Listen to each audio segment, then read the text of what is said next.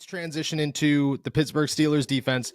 There is a name floating around in free agency the last 2 days. That name is Shaq Leonard. He was released by the Indianapolis Colts, passed through waivers. He's now officially a free agent. The Pittsburgh Steelers and the Philadelphia Eagles, according to betkentucky.com. I don't know how often everybody visits betkentucky.com, but they are the odds-on favorite to land Shaq Leonard, four-time All-Pro, first 4 years in the league, former defensive player or defensive rookie of the year, had 2 back surgeries last year.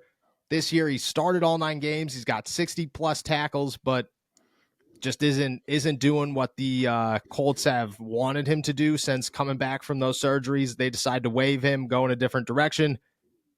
I mean, the Steelers need an inside linebacker. They have brought in everybody and anybody that they possibly can this week. They signed Blake Martinez off the Panthers practice squad. They added Miles Jack, who did you I don't know if you caught this week. I barely caught it. Miles Jack was a pilot before he was showing up here and helping out with a hockey team in Jacksonville. And then he got the phone call and he was like, yeah, you know what? I'll go play football again. Yeah, he said he was like working with the minor league hockey team. I think he might have said that he owned it. Like he owns it. He's got ownership in it. I don't know how much, but he's got some ownership in it. Yeah, I would have never. I mean, I can't say I know that much about Miles Jack as a person, but I would have never guessed, minor league hockey enthusiast. That didn't ever cross my mind. The guy's got everything. He could be a plumber, an electrician. He could fly you places, and he could probably talk some hockey if you need him to talk some hockey. Miles Jack, man, Jack of all trades. Pun intended. But he's here. He's with he's with the practice squad, according to Diana Rossini, I believe, maybe Josina Anderson. I don't remember who reported it. That the Steelers have an expectation that once he's in football shape, he will join the 53-man roster. So they're trying as hard as possible to add some veterans and fill the gap left from Quan Alexander and Cole Holcomb. Do they continue to do it? Can they? Should they add Shaq Leonard for the end of the season? With the expectation that it's an affordable deal for the Pittsburgh Steelers. Right, yeah. I think as long as it's affordable, as long as it's not a ridiculous contract, I think this is kind of a no-brainer. I mean, getting someone with experience in there, a guy who has been able to cover at some point in his career. I mean, like you said, on a reasonable contract, I mean, this is a guy who has a pretty versatile skill set. I know he's not making the kind of splash plays this year as he has at other points in his career, but there's still some talent there, I'd have to believe. He still at least seems reliable, if he's not making, tons of big splash plays, he's at least, making a ton of tackles. Seems like he's in the right spot most of the time. So I think this would be a good move. I mean, the Steelers are in no position to be shooing away linebackers, especially ones that have this kind of pedigree and this kind of talent. So why not? I mean, it certainly can't hurt you, right? Like I mean, like you said, with the qualifier that it's a decent contract, there's kind of no downside to adding a guy like this because the Steelers really don't have a downside to adding anyone at this point. Yeah, I kind of agree. Like Blake Martinez and Miles Jack do not move the needle for me.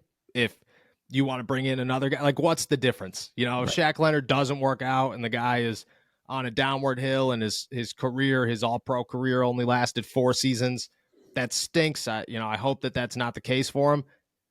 But who cares? Like, what is the difference between bringing in Miles Jack off of, hanging out in the bleachers of a minor league hockey game or Blake Martinez off the practice squad of the worst team in the NFL? I just don't see the difference. Like Shaq Leonard is a guy who's got some upside.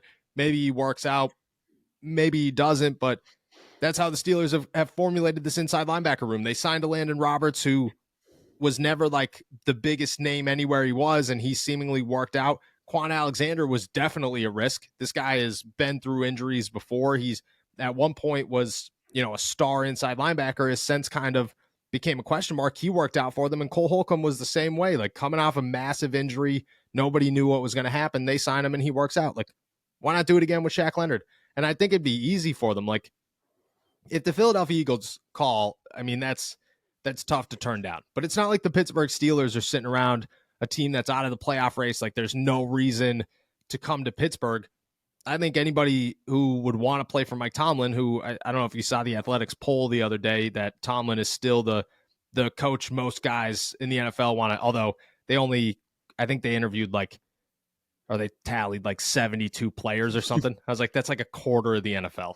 But he's still the guy that, coaches or that players want to play for the most.